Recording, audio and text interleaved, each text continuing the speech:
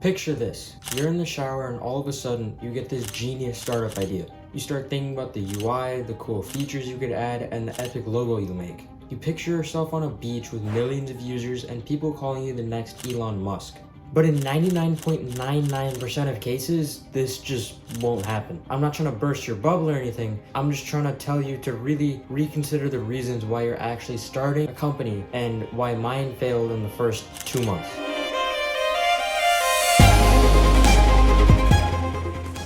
Alright, so there are 3 main reasons why you really should reconsider building a startup. And the first one is what I like to call problem first, not solution. Essentially, what I'm saying here is that in most cases, when you think of an idea, you're thinking of either the website or the app that you'll build and all the cool features you'd add, the UI, how it would look and function, and this is all thinking about your solution. But what you should really be thinking about first is the problem that you're trying to solve. If you go into building a startup without a true idea of what the problem is that you're trying to fix, you're gonna fail completely. This is what happened with our first idea, Springy Labs. We thought to build out a bunch of different services for a ton of people and never thought about the problem that we were solving first, and we failed completely. Now, the second reason that you should really reconsider building your startup is you need to find the right audience for your product. These are the people who are gonna actually consume it or use your service. And I think there are generally 2 different avenues that you could fall under for this step. Either you come up with an idea and it's for a really small problem but with a massive user base, or the second avenue you could fall under for this is you have a huge problem but just a tiny little amount of people who are actually gonna use your product to fix it. Now, if you fall into the first avenue, you should really reconsider building your company because there's a huge likelihood that you could fail. This is what happened with us at Springy Labs. We built out a bunch of different huge generalized broad services for a massive user base and flopped completely because there were tons of other larger companies who niche on one of them and were already killing it. Now, if you fall into the second avenue, you might have a higher chance of succeeding, and this is what happened with our second idea, Poststack. It was a pretty niche but useful tool for a small amount of users. But the reason that that idea failed is what I'm about to get to next, the third reason, which is personal investment. Now, this doesn't just have to be money. Of course, money is a big factor for some ideas. Some businesses just need a whole ton of capital to get off the floor. But in most cases, including ours, you don't actually need any budget or maybe even a tiny amount of money to get it off the ground. But you might need a ton of time to get it working, which is the second kind of investment. And I think this is actually a bigger one because you can never get it back. This is what we fell under for Poststack. It would take either hundreds of thousands of hours to get this idea off the ground and fully functional because there was only 2 of us building it. Now, of course, we could have hired other developers, but first off, we're 14, and second, we were broke.